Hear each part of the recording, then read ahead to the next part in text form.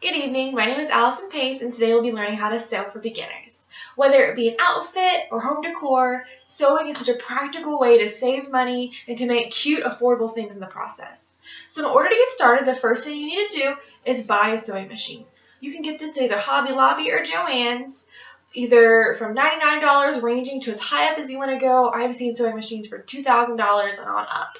So for a beginner, if you're just getting started, a basic Brothers sewing machine for $99 will be perfect for you. A few other buys that you might want to consider is some thread.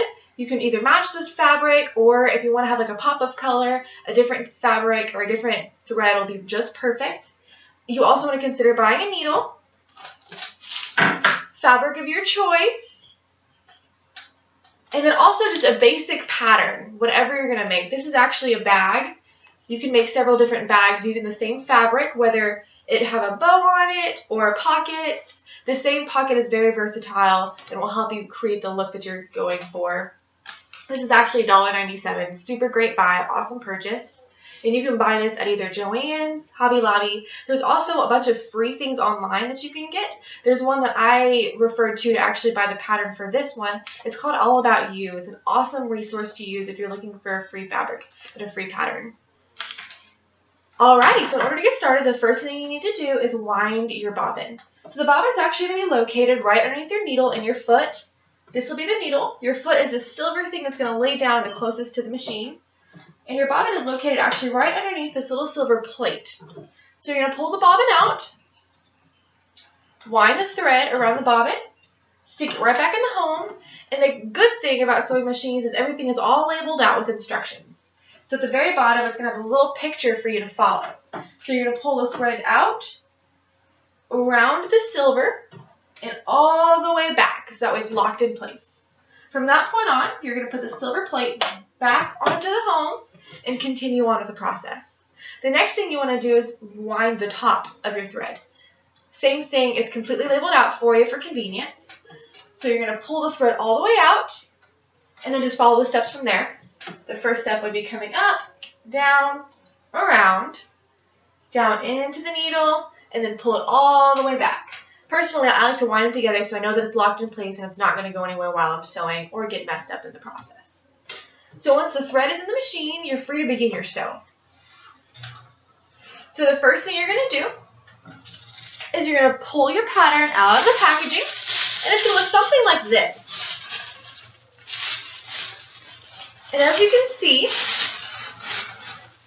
there's a bunch of different shapes located all throughout the pattern. And inside of these shapes, you're going to have numbers, letters, dashed lines, and measurements. These are just going to help you follow and give you more confidence as you're sewing your stitch. There's going to be about 1 inch to 1.5 inches of room if you want to notice that. If you're creating your own pattern, like a hoop skirt or something like that, just be sure to leave about 1 inch to 1.5 inches around your entire product. So that way you get enough for your stitch. So for demonstration purposes, I had already cut out a piece of the product. So this is actually going to be the front of the purse. So it's going to look something like this. Once it's all cut out, the second thing you're going to do is you're going to pin the fabric to the pattern, like so. You're going to pin around the edge and then cut around the edge. And it's going to turn out something like this. This is actually going to be the side pocket. So it's all pinned down, and you can start sewing. So you're just going to line it up to the very edge of the foot. Make sure there's no room. We can either go 2 ways. We can take the pattern off now if you'd like to save it and work on a different purse some other time. Or my grandma always used to just leave the pattern on. She said she didn't need it anyways. And so for this demonstration, I'll go ahead and pull the pattern off. If you'd like to sew it onto the purse directly, all you have to do is take the second piece of fabric and lay the outside to the inside. So both of the outside pieces are going to be laying side by side. So if you flip it on the inside, you have the reverse of each of the fabrics. Okay. So you're going to line the fabric up with the foot. And it's okay to go slow if you're just getting started. So the first thing you're going to do is you're going to press lightly on the foot, on the pedal. And once you get started, you're just going to press the reverse button and back it up. This is actually going to lock the thread in place and make sure you get a strong hold whenever you start. And then you are free to continue. Once you get to a stopping place, or a corner per se, you're going to sink your needle all the way down and make sure that it's inside of the fabric. Lift up on the foot, and then turn it around. You're going to put the footstool back down and then continue your stitch. Once you finish that side of the stitch, go to the reverse just like you did at the beginning. Press the reverse button. And this is going to lock your stitch in place. Okay. Once you come to the end, you're going to lift the footstool up.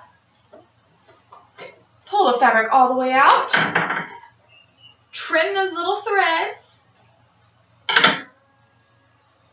And you've just sewn 2 pieces of fabric together. Just like that. Okay. Thank you so much for sewing with us. We hope you enjoyed this tutorial.